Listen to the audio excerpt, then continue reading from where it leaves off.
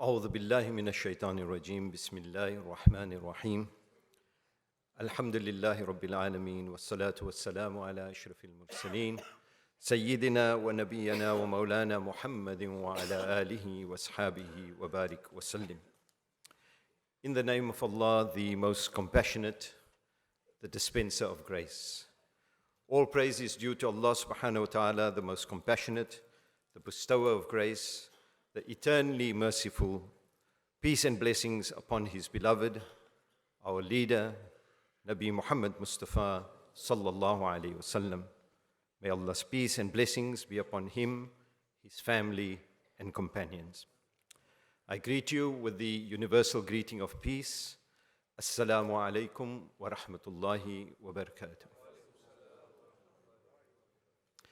I thank the Imamate, the Board of Trustees and the Executive Committee of Masjidul Quds for affording me this privilege. It is really a privilege because standing here in the mimbar, in the mihrab, it's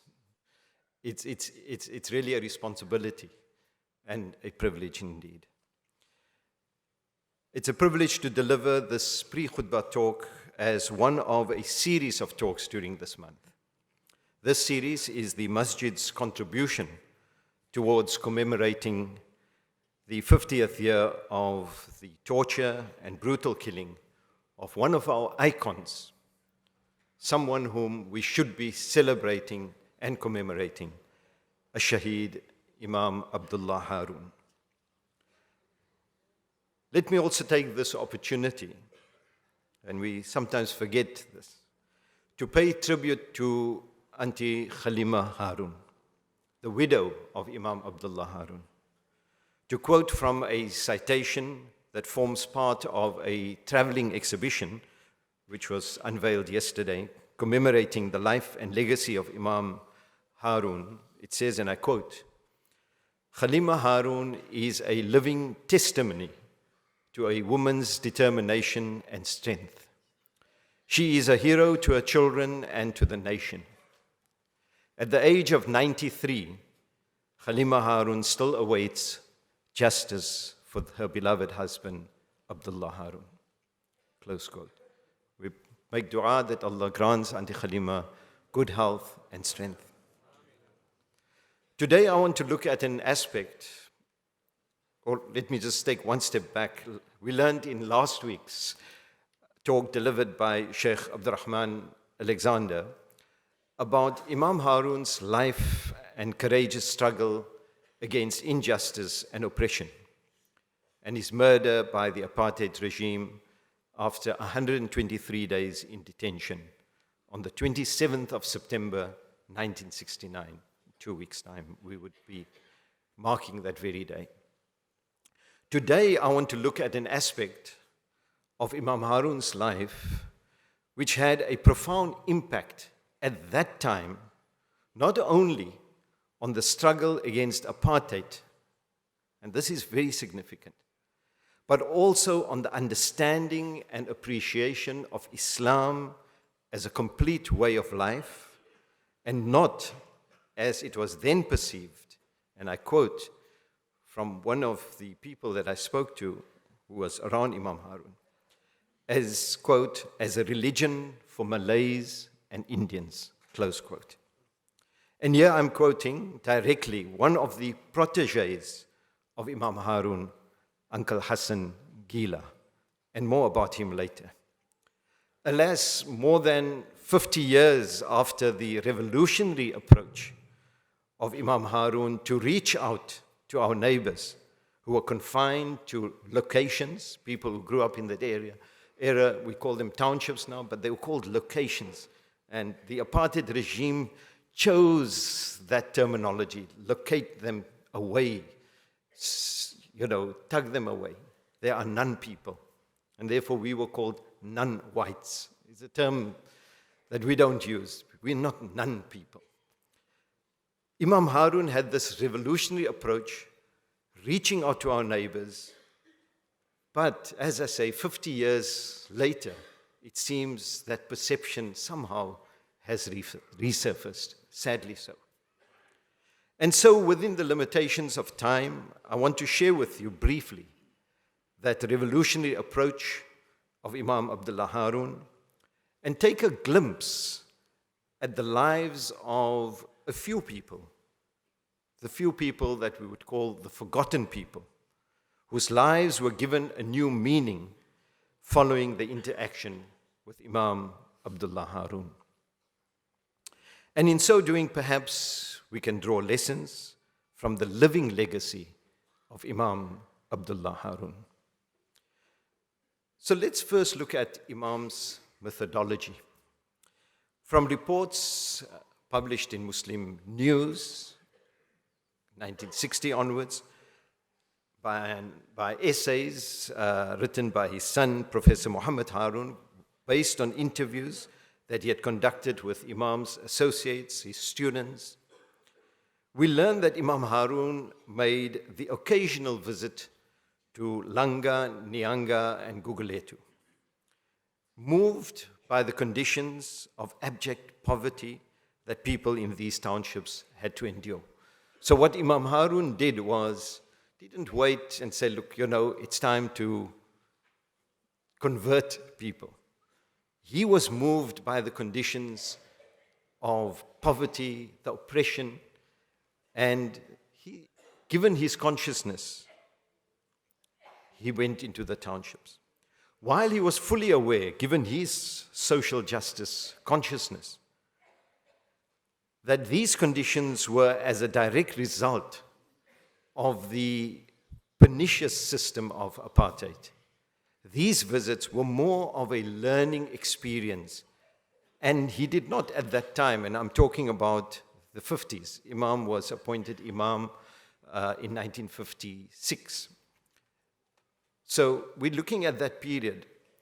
These visits were more of a learning experience, and he did not, as I say, at that time engage in direct, what we would call political activities. And I think we must also bear this in mind. Imam did not see a separation between politics and the deen. To him, the deen was politics, and politics was part of the deen. And particularly as we understood politics at that time, maybe politics today has a bit of a negative connotation. But in the 50s, the 60s, 70s, right up to the 80s, politics meant striving against injustice and tyranny.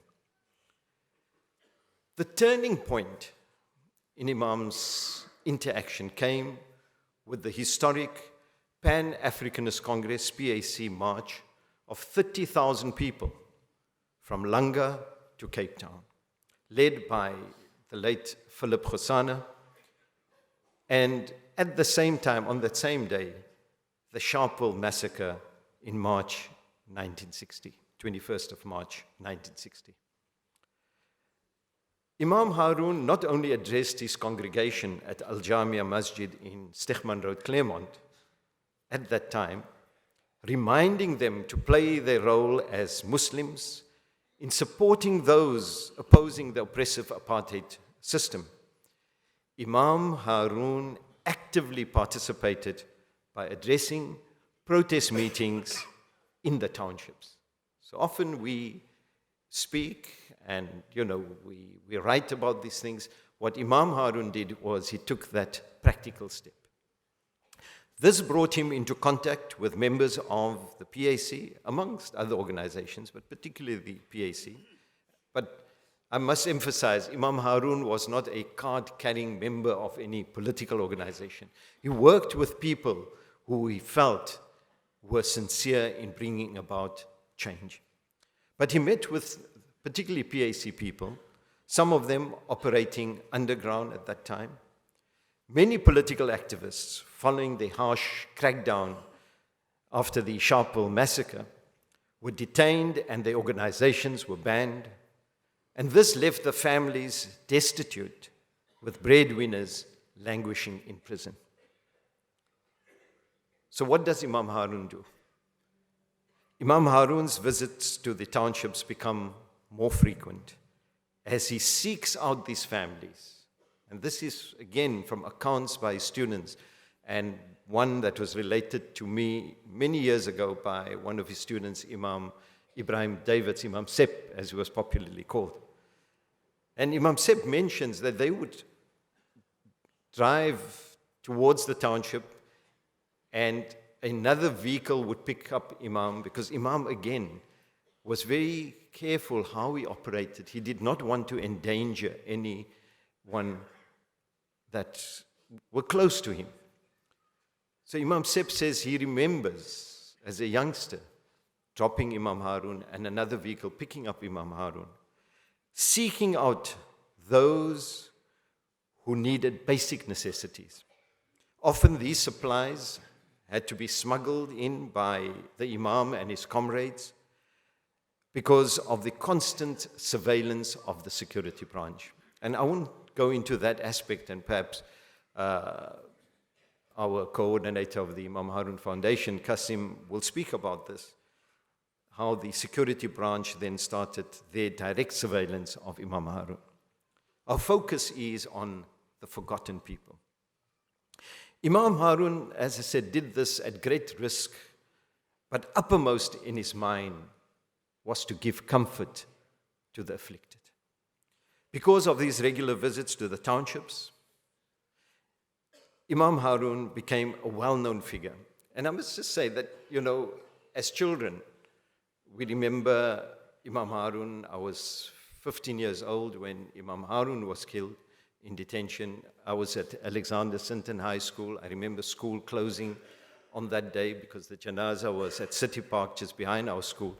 But as a child, visiting the printing presses at Muslim News, we were always delighted to see Imam Harun. He had this bright smile, had this habit of giving us a kind of it was, at that time we thought more of a slap, but it was a little friendly tap on the back. So just bear in mind, with that wonderful personality, always smiling, always having a kind word, particularly to children, he became a very popular figure in the townships. Not preaching or anything, he seeking out the families of the afflicted. And he was given this very affectionate title of Umfundisi, the priest. So when Imam Harun would come and they said, there's the Umfundisi, they loved him, they took to him. It was during these visits that Imam Harun came into contact with people who were searching for greater meaning in their lives. So Imam Harun would go do his work in terms of looking after the families, but there were also people who saw his character, and at this point I think we should just pause and reflect on a key aspect of Imam Harun's approach. It was Imam Harun's conduct that drew these seekers towards him. Imam's da'wah methodology was not the typical missionary approach. He went into the townships, and at a time, as I said earlier, when Islam was seen as a cult almost for Indians and Malays, Imam Harun went into the townships as a Muslim, so he was not apologetic.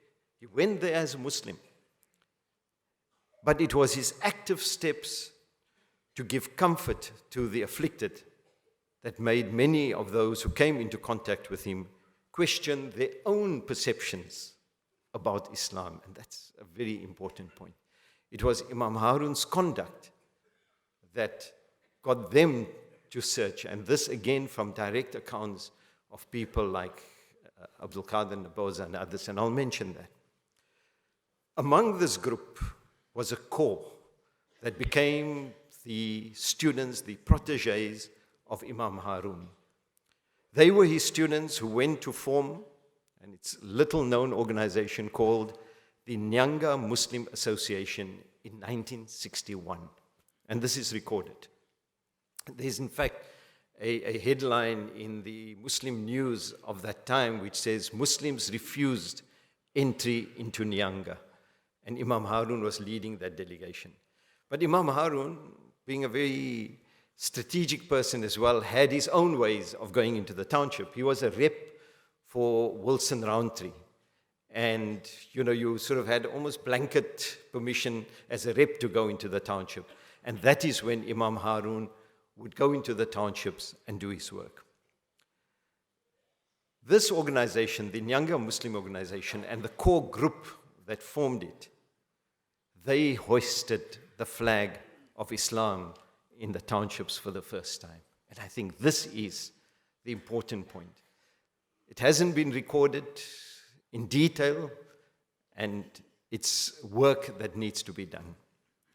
And we recall the names of these forgotten people. There was a core group: Imam Abdul Qadir Naboza, Yusuf Nkwana, Imam Muhammad Shamil Kula, and Ismail Nombombo.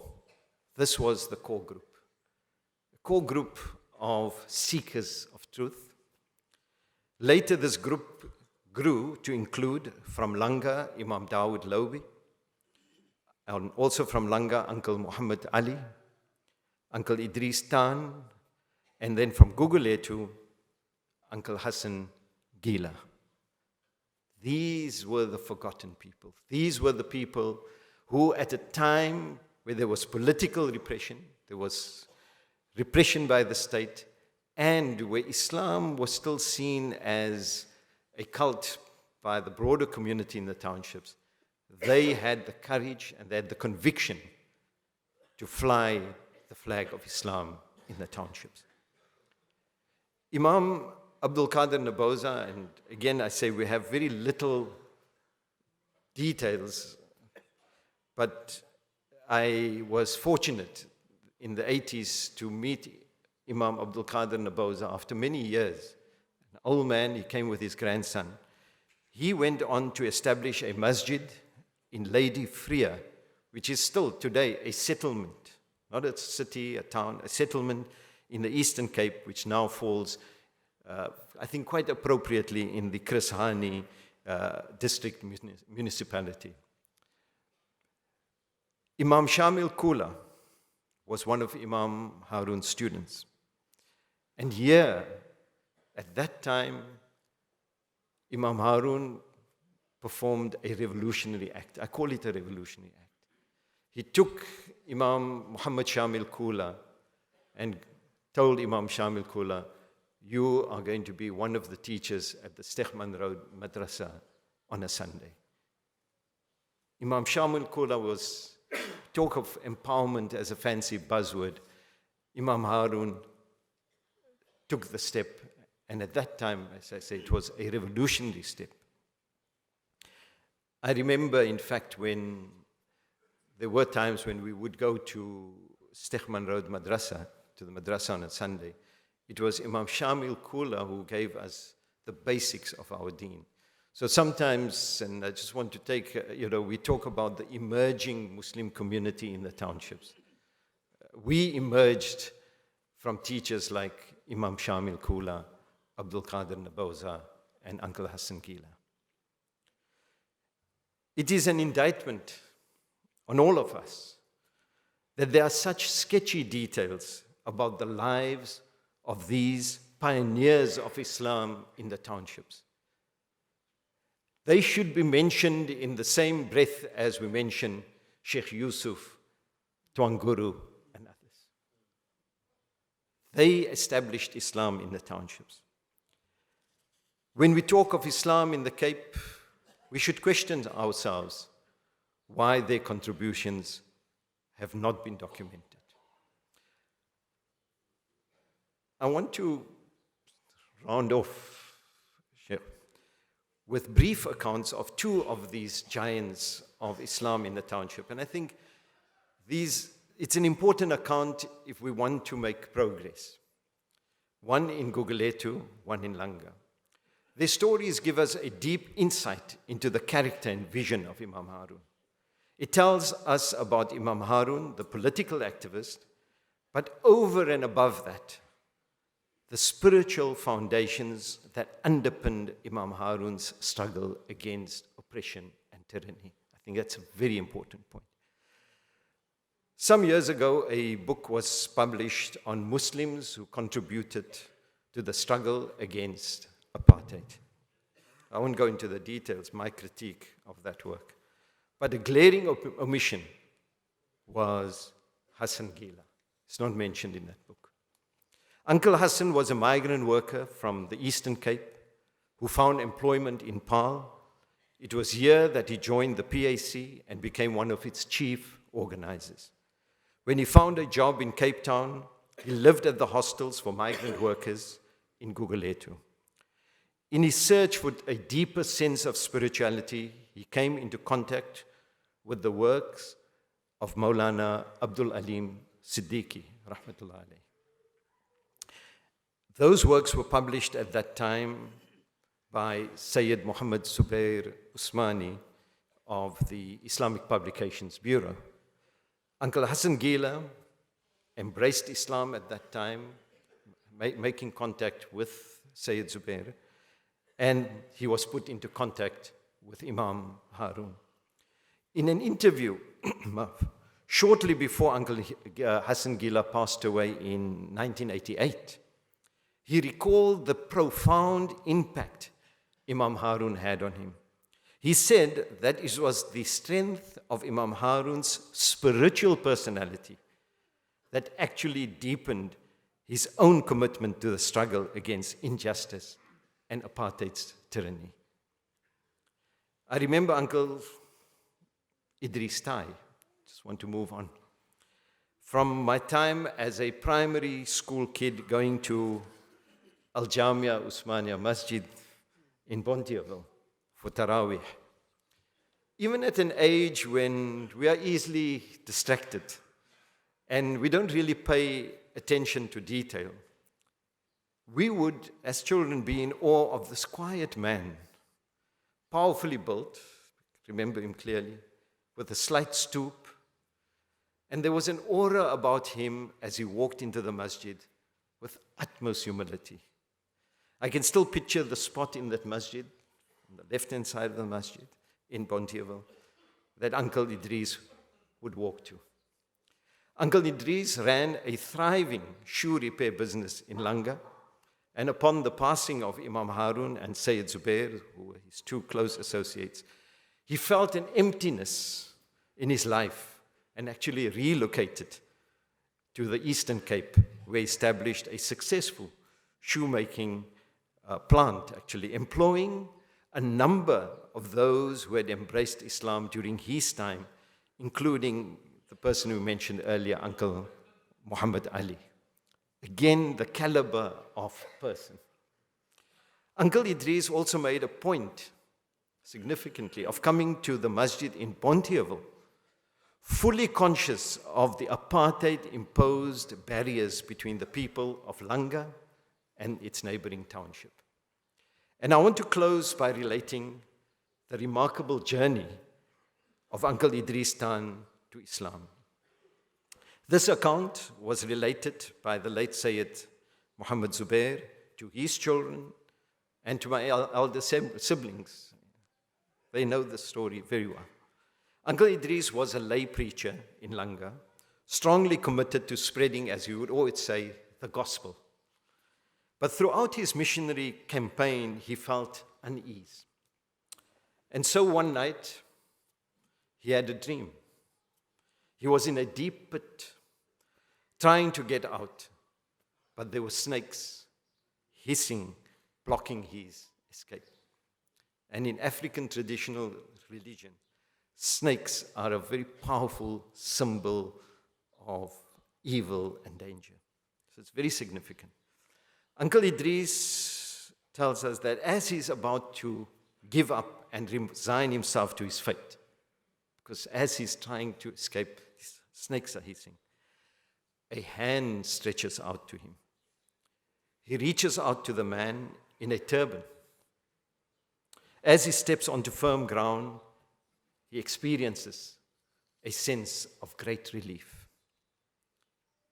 He relates his dream to Uncle Muhammad Ali, who takes him along to Islamic Publications Bureau in Belgravia Road to meet Sayyid Zubair. As Uncle Idris walks in,